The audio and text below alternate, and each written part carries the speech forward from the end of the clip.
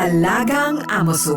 Associated Marine Officers and Seamen's Union of the Philippines. Ang programang para sa mga Filipino seafarers at kanilang pamilya. Maghahatid ng impormasyon, magbibigay ng inspirasyon, at tatalakay sa kanilang mga sitwasyon, kalagayan at iba pang mga pangangailangan. Alagang Amoso. Kasama si Camille Simbulan dito sa Radyo Pilipinas World Service at Radyo Pilipinas Radyo Publiko.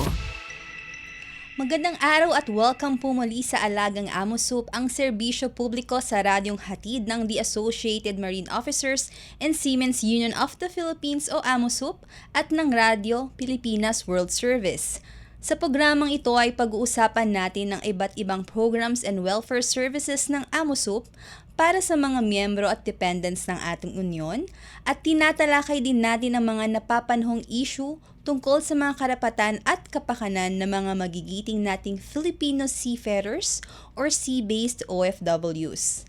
Sa ngalan po ng ating program host na si Ms. Camille Simbulan, ako po si Lara San Juan.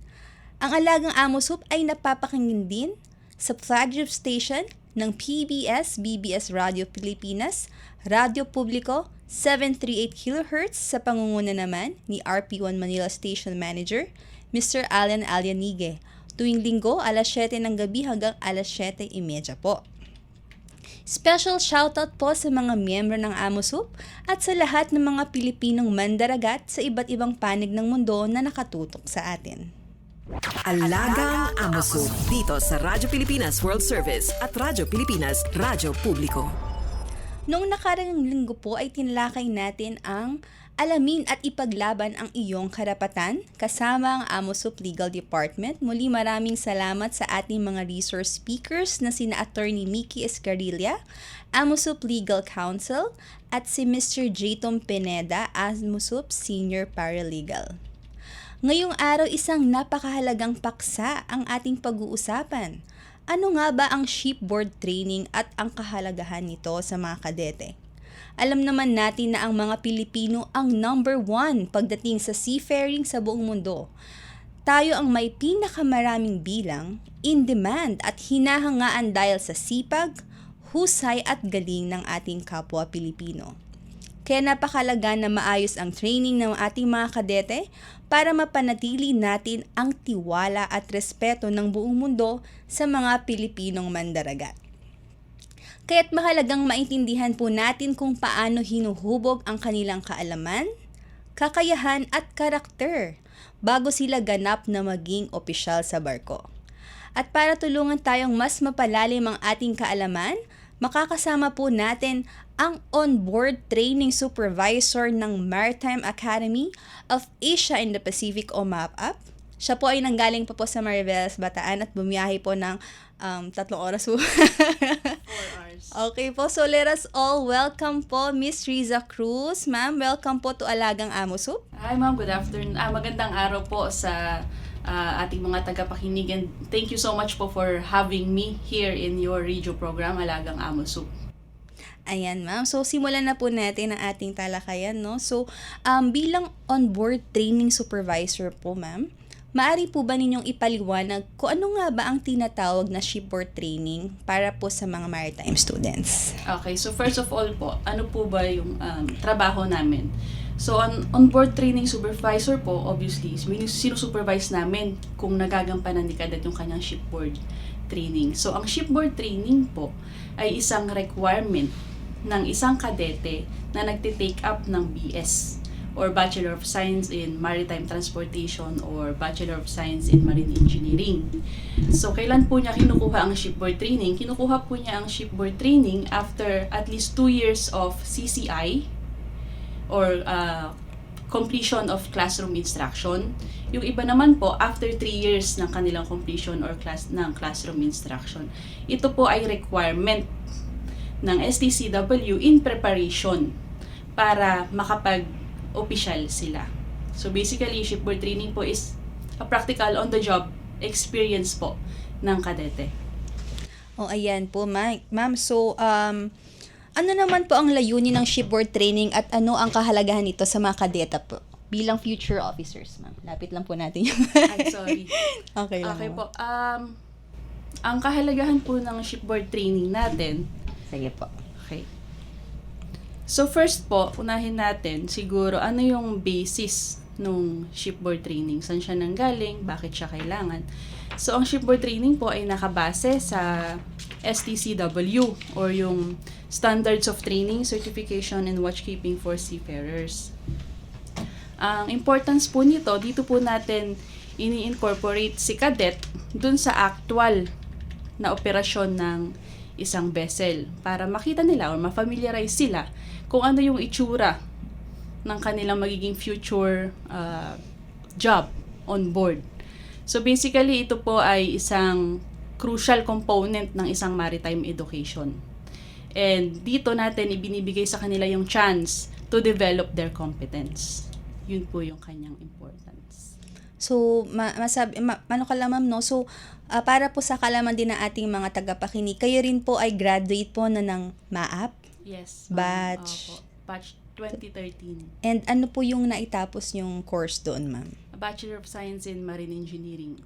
So, ayan po, no? So, bilang isang onboard supervisor, mahalaga rin po no, na personal dream po ninyong naintindihan kung ano po ba yung layunin. So, mas maganda po na mas naibabahagi niyo po sa inyong mga estudyante. Yes, kasi pinagdaanan ko, so nakita ko kung ano yung challenges ng nagtitraining ka, and then nakita ko rin siya on the actual after ng shipboard training, nung nag-level up na ako.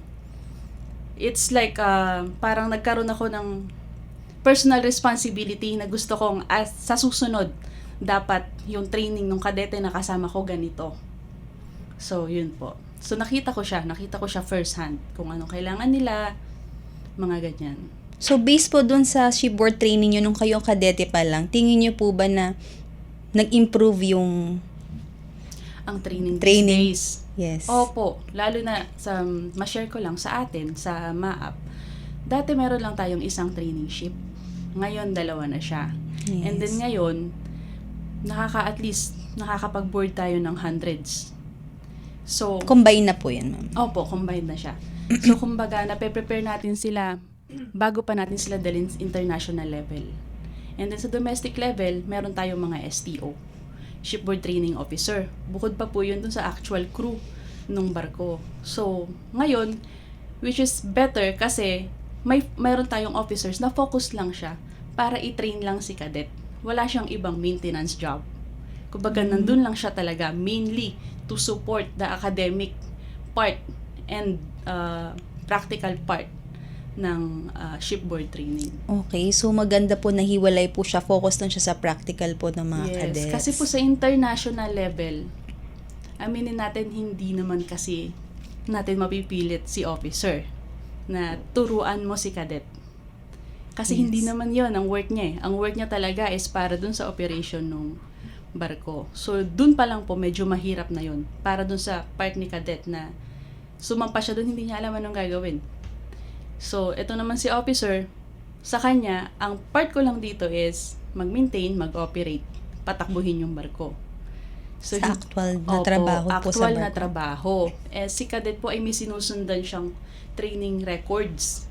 Kailangan niya yung ma-complete to comply the BS. So, hindi nga natin, yun nga, hindi masasabi natin na mahihirapan si cadet maka-accomplish.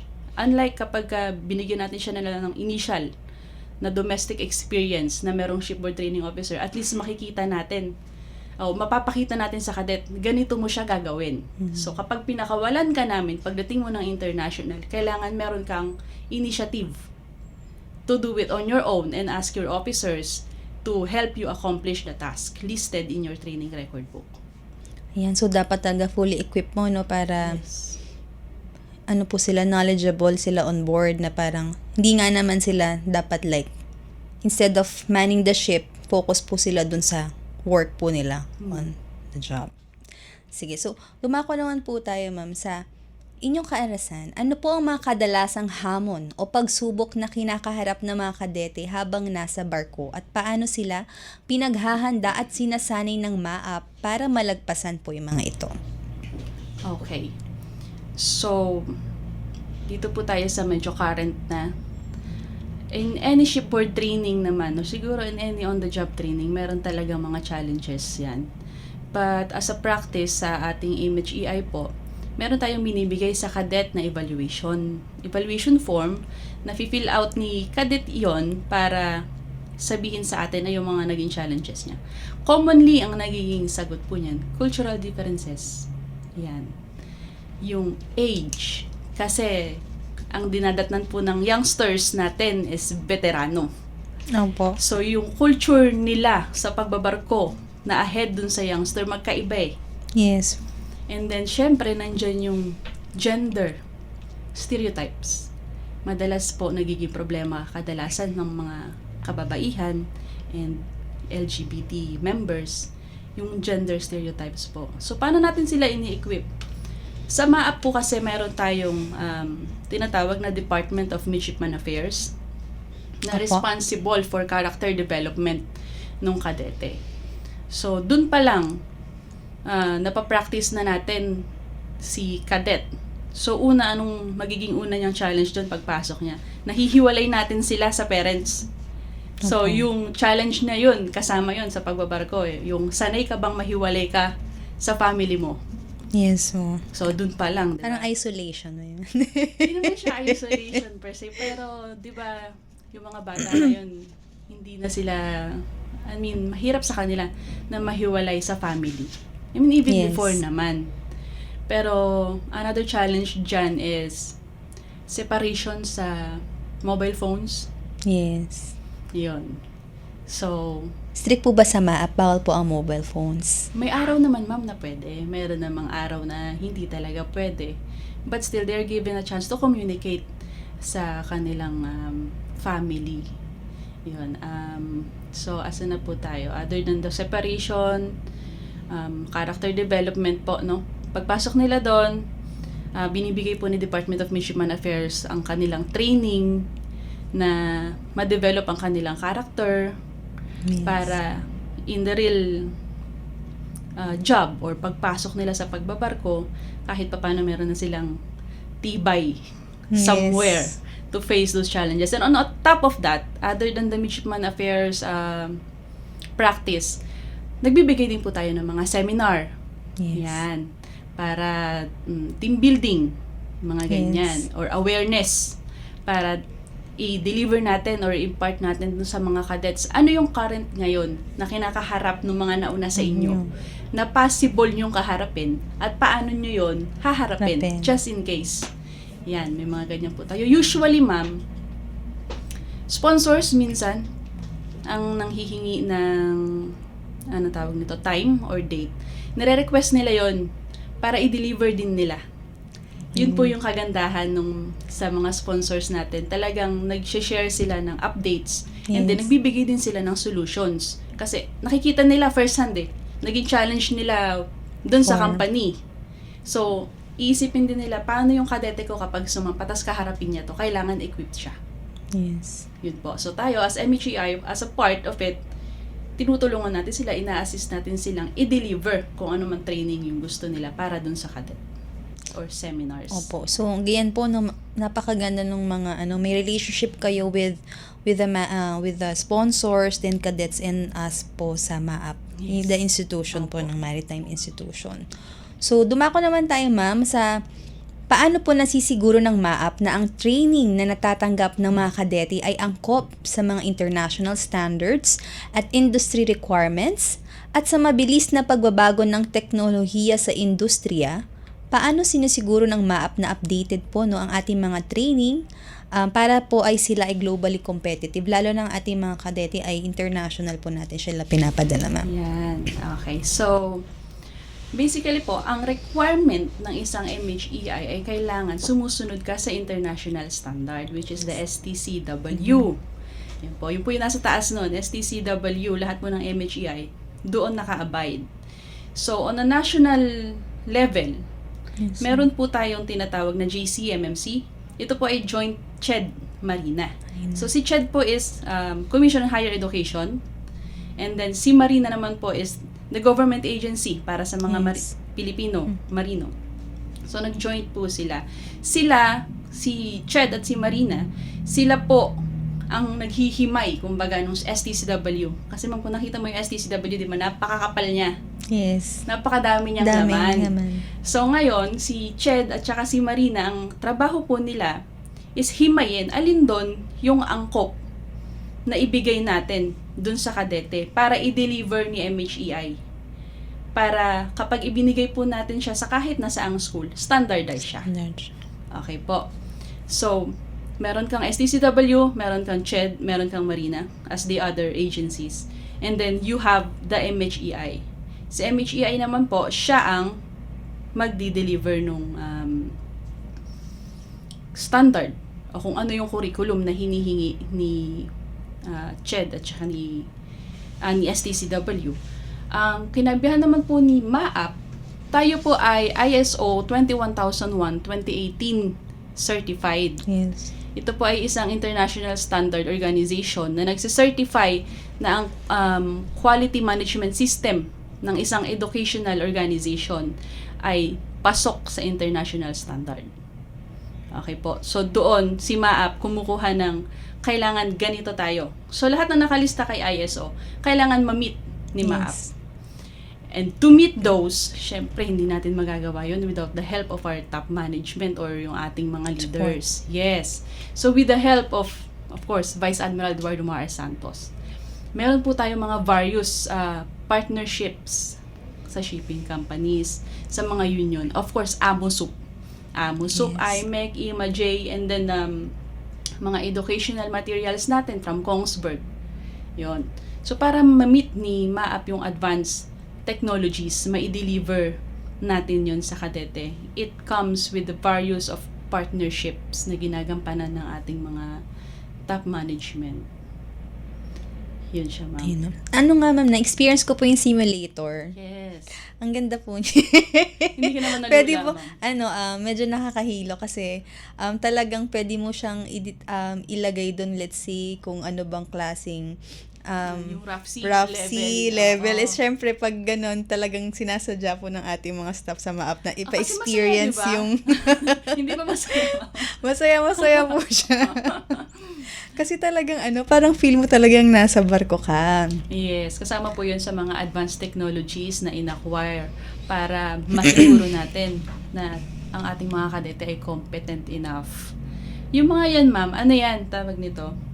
Nare-request din yan ng sponsor. Yes. Kumbaga, pagka halimbawa may update sa pagbabarko or may international requirement na ibinibigay dito sa company na to or dun sa sponsor na to or hinihingi na international requirement. Again, babalikan nila tayo. Sasabihin nila sa atin na kailangan nating mag-update. So, gusto namin as a sponsor, magbigay tayo ng ganitong training. So, kami sasabihin namin, sige po, magbibigay tayo ng ganyang training, but we need equipment. Yes. So, yun, sila din ang susuporta doon para ma-meet natin talaga yung hinahanap nilang quality ng kadete.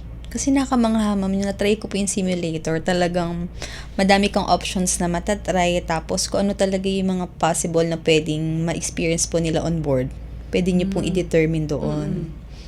Pero ano pa lang yun, ma'am, siguro, roller coaster ride pa lang yun. Pag in-actual na, baka iba na. Yun, ma'am, ang itry mo. Alam po Yung sa actual na...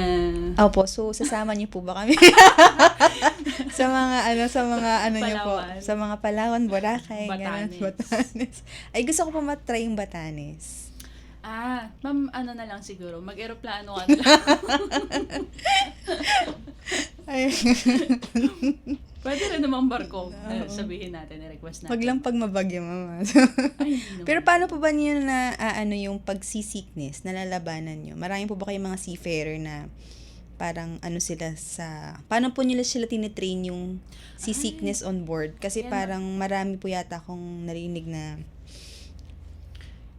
Isa yan sa mga bagay na hindi mo matitrain kung Yes. paano niya lalabanan. Pero meron silang training na tinatawag na SCRB. Kumbaga nilalagay sila sa enclosed na lifeboat, tapos idadrive nila yung lifeboat. Doon pa lang makikita mo na kung sinong mahihiluhin. okay. Pero pagdating mo sa actual na barko kasi, kapag first time, mahirap po talaga. Ang sagot lang talaga niyan, either you have the tablet, bibigyan ka ng tablet para hindi ka mahihiluhin. Parang Bonamine. Bonamine. Ganon. Pero kapag hindi yun umubra, they suggest talaga magpahangin ka. Yes. Doon ka sa labas, magpahangin ka. Tapos true time, ma'am, talagang pipilitin mo na lang. Hindi mo pwedeng kada alo, nagpapahangin ka, nagkatrabaho yung iba. 'Di ba? So pipilitin mo na lang din talaga na masanay. Sanayan na lang po. Yes po. Ganun talaga. Ayun po. Magbabatanis pa ba tayo, ma'am? Sige po, usapan po natin mamaya. Ano naman po, ma'am, yung papel po na ginagampanan? Doon nabanggit yun na po kanina, no? Ano pa po ba yung mga pwedeng idagdag na ginagampanan ng mga shipping companies at mga organizations po sa matagumpay na pagpapatupad ng shipboard training programs po ng ating mga kadete? Okay, so simulan po natin dun sa shipping company kung ano yung kanilang role. Other than the sponsoring, yung pag-sponsor sa mga kadete, sila din po ang actual na nagbibigay ng placement. Kumbaga sila po Okay. ang nagbibigay ng on-board experience. Sila yung magsasampa mismo dun sa kadete, which is a requirement of the CHED Marina, of course the STCW, that the cadet should complete at least 365 days of cadetship Okay po. na merong kinukumpletong training record book, C project, daily journal, workbook. Lahat po yon kailangan niyang matapos in 365 days while on board. Kapag nasa lupa siya, hindi yun counted. So si Ched at si Marina, they have to ensure na si cadet na galing sa MHEI na to ay nakaabot doon sa kanilang requirement. Sila, Ched at Marina, sila po ang nag-audit kung tama ba ang Yes. curriculum na binibigay ni MHEI. Kung si cadet ba na lahat ng pinapagraduate nila ay pasok sa requirement bago mag-licensure. Si MHEI, again, siya ang magdi-deliver kung ano ang nire-require ng STCW. And in tailoring po ng curriculum, hand in hand yan. Again, nasabi ko na po yun kanina. Kapag kami nire-require si sponsor, tinitingnan namin kung ito bang nire-require niya ay magandang ibigay para sa lahat. O ito bang nire-require niya ay specific lang para dun sa type ng vessel ng bata. Ganyan. Kapag ka po maganda para sa lahat, tinatry namin na ipasok siya Yes. sa curriculum para at least maibigay na natin in a mass, panglahatan na. Kasi advancement din naman yun. Yes po. Kung for training lang, well then we have to actually hanapan sila ng date kung kailan pasok na ibigay yung training, and binibigay na po natin yun sa Amosop Training Facility or dun sa Amosop Training Center. Sila na po magdi-deliver nun. Yun po. Ayan. So, ito ma'am, ano po yung inyong mensahe no, tungkol sa kahalagahan ng shipboard training? At syempre magkakaroon po tayo ng first batch of graduates ng MAAP. Graduating class po sa darating na May 27. Okay. So, message for the class 2025. First of all, advance congratulations on finishing your 4 years of initial hardship. Ayan. So, tapos na ang inyong cadetship, but this time, please know that it's not the end of the shipboard training. Because Yes. shipboard training never ends po. Even if you're a center field sailor or a support of the field player, the learning will never end.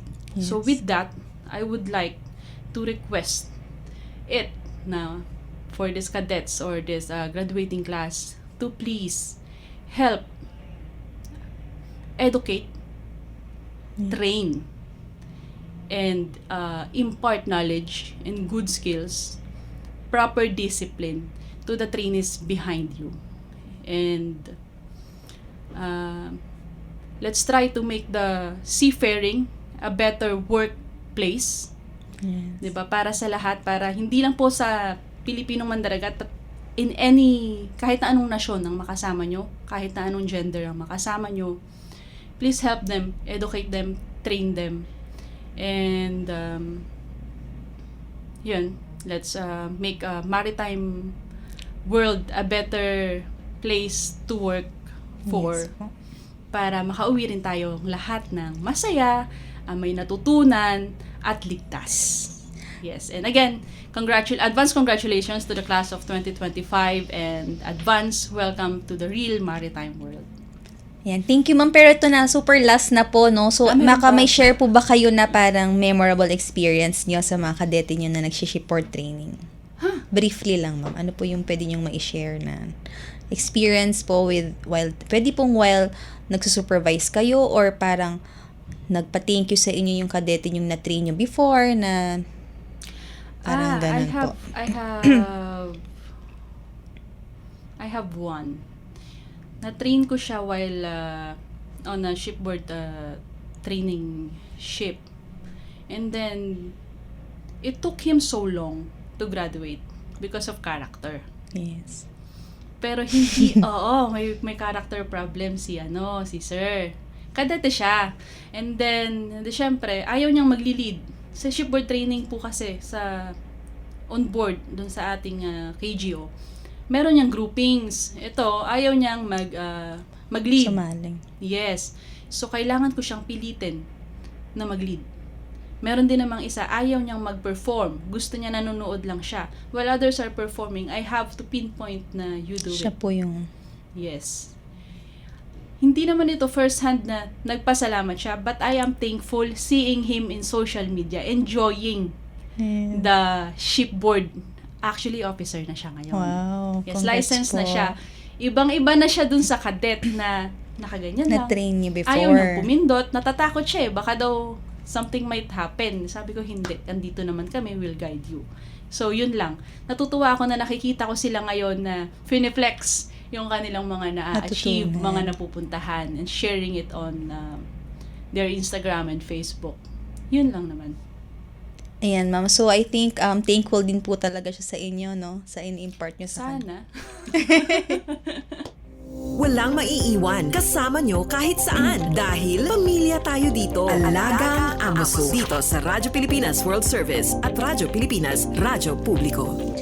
So, ayan po, para po sa ating mga miyembro at inyong mga dependents, maaari po kayong tumawag sa AMOSUP Contact Center Lunes hanggang Biyernes. Operating hours po ay 8 a.m. hanggang 5 o'clock p.m. po. Telephone number plus 632-8527-8491 hanggang 98. Maaari rin po kayong tumawag using your mobile phones. Globe plus 63945-795-5345.